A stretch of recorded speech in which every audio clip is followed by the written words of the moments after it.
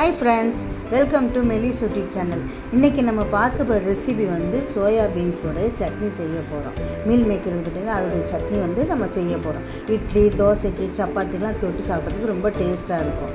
அதோட பயன்கள் என்னன்னா கோழி முட்டையில் உள்ள புரதத்தை விட அதிக சத்துக்கள் நிறைந்த ஒரு சைவ உணவு. உடல் எடையும் குறைக்க உதவும். புரோட்டீன் சத்தும் அதிகம் உள்ளது. நார்ச்சத்தும் உள்ளது. கொழுப்பு சத்து வந்து மிக குறைவு. அதனால் நம்ம இப்போ அதை வந்து வாரத்துக்கு 2 நாள் நம்ம வந்து செஞ்சு சாப்பிட்டா ரொம்ப நல்லது. சின்ன பிள்ளைங்களுக்குலாம் செஞ்சு கொடுக்கலாம், பெரியவங்களும் நல்லா செஞ்சு சாப்பிடலாம். அது வந்து நான் இப்போ உங்களுக்கு வீடியோக்குள்ளே செஞ்சு காட்டுறேன். வாங்க வீடியோக்குள்ளே போகலாம். சோயா பீன்ஸை வந்து நம்ம வந்து ஒரு 5 நிமிஷம் முன்னாடி கொஞ்சம் வெதுவெதுப்பான தண்ணீரில் வந்து கொஞ்சம் ஊற வச்சிடணும். ஊற வச்சுட்டு அதை நல்லா பிழிஞ்சிட்டாக்கா அது சீக்கிரம் வந்து நம்ம வந்து மிக்சியில் அரைக்கிறதுக்கு வந்து கொஞ்சம் வேகமாக அரைவிடும். அதனால் நம்ம வந்து அதை முதல்ல ஊற வச்சு தனியாக எடுத்து நம்ம வச்சிடணும். அதோடைய இன்க்ரீடியன்ஸ்லாம் நான் உங்களுக்கு முதல்ல இப்போ சொல்லிடுறேன். அது என்னென்னலாம் முதல்ல எடுத்து வைக்கணுமோ அதெல்லாம் உங்களுக்கு சொல்லிடுறேன். ஃபஸ்ட்டு வந்து என்ன செய்யணும்னா, ஒரு பவுலில் வந்து சோயா பீன்ஸ் எடுத்து தண்ணியில் ஊற வச்சு தனியாக எடுத்து வச்சுருக்கேன். அப்புறம் 7-8 பூண்டு நசுக்கி வச்சுருக்கேன். கருவேப்பிலை கொஞ்சம், கொத்தமல்லி கொஞ்சம், கடலைப்பருப்பு, உளுத்தம் கடுகு வந்து ஒரு கிண்ணத்தில் வந்து தாளிக்க, தயிர் கொஞ்சம் எடுத்து தனியாக வச்சுருக்கேன். இதை வந்து மிக்சியில் அரைச்சி எடுத்து வந்து காட்டுறேன் பாருங்க. இதை மிக்சியில் வந்து நான் தனியாக அரைச்சி வச்சுருக்கேன். இனிமேல் வந்து எப்படி செய்யணும்னு பார்க்கலாம் வாங்க. இப்போ வந்து கடாயை வந்து அடுப்பில் வச்சுருக்கேன். இப்போ எண்ணெயை வந்து ஊற்றணும். இப்போ இதில் வந்து 3 டீஸ்பூன் வந்து எண்ணெயை ஊற்றுறேன் நான்.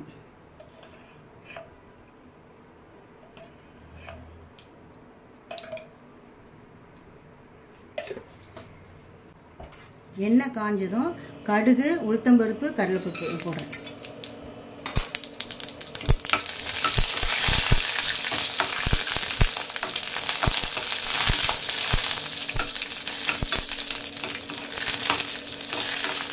கடுகும் உளுத்தம்பருப்பும் கலர் மாறினதும்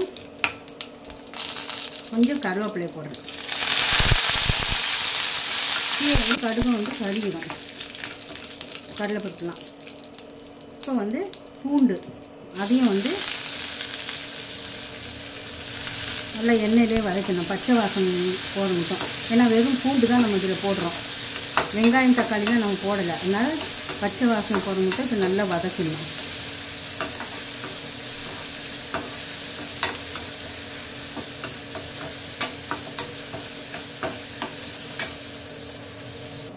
இதில் வந்து சோயாவை நம்ம பொடி பண்ணி வச்சுருந்தோம்ல, அந்த சோயா வந்து இதில் கொட்டிடணும். அதையும் வந்து நல்லா கொஞ்சம் வதக்கணும். அந்த பச்சை வாசம் போட மட்டும் நல்லா வதக்கிடணும். இப்போ தான் இந்த சோயா சட்னி வந்து கொஞ்சம் டேஸ்ட்டாக இருக்கும் வதக்கிட்டிங்கன்னா. தோசை, இட்லி, சப்பாத்தி, பூரி எல்லாத்துக்கும் தொட்டு சாப்பிட்றதுக்கும் நல்லது. இது குழந்தைங்களுக்கும் நம்ம வந்து ஒரே சட்னியாக கொடுக்குறது பதிலாக இந்த மாதிரி சட்னி வந்து விதவிதமாக நீங்கள் வந்து லஞ்ச் பாக்ஸ்லேயோ இல்லாட்டி பிரேக்ஃபாஸ்ட்டு அதை வச்சு கொடுத்தீங்கன்னா ரொம்ப டேஸ்ட்டாக இருக்கும். பிள்ளைங்க ஒரு ரசித்து சாப்பிடுவாங்க. இது வேறு மாதிரி சட்னியாக சுவையாக இருக்குதுன்னு சொல்லிட்டு.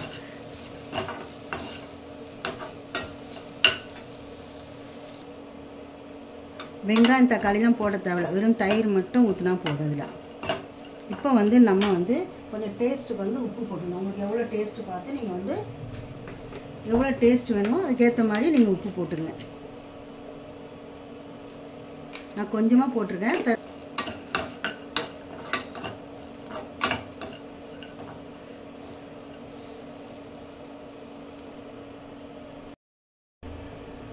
இப்போ வந்து இதில் 1 டீஸ்பூன் உங்களுக்கு காரத்துக்கு ஏற்ற மாதிரி நீங்கள் மிளகாத்தூள் போட்டுக்கலாம். 1 டீஸ்பூன் மிளகாத்தூள் நான் இதில் போடுறேன்.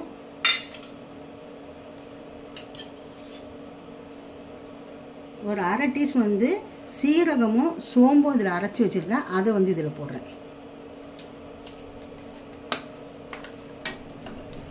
ரெண்டுத்தையும் போட்டு நல்லா வதக்கணும். இப்போ ரெண்டுத்தையும் போட்டு நல்லா கொஞ்சம் பச்சை வாசனை போட மட்டும் நல்லா வதக்கிட்டே இருக்கணும். இப்போ அளவு பார்த்து கொஞ்சோட தண்ணி ஊற்றணும். ஒரு 3/4 கிளாஸ் அளவுக்கு நான் தண்ணி ஊற்றிருக்கேன். ஏன்னா இந்த சோயா வந்து வேகணும், அதுதான்.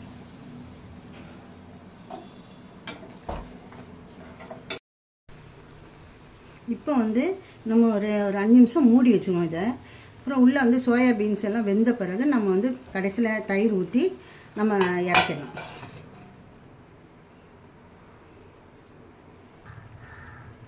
இப்போ வந்து ஒரு அரை கிளாஸ் வந்து தயிர் ஊற்றிடுறேன். நான் சின்ன கிளாஸ்க்கு அரை கிளாஸ் தயிர் ஊற்றிடுறேன். அதையும் போட்டு நல்லா கிண்டி விட்டோன்னா சோயா சட்னி ரெடி. கொஞ்சம் இன்னும் இது இப்போ தயிர் ஊற்றி நம்ம ஒரு 2 நிமிஷம் வேக வைக்கணும்.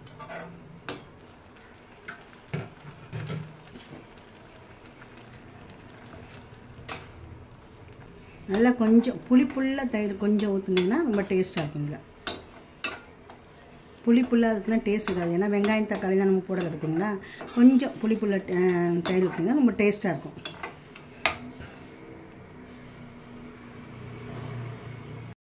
தயிர் ஊற்றின பிறகு ஒரு 2 நிமிஷம் மூடி வைக்கிறேன்.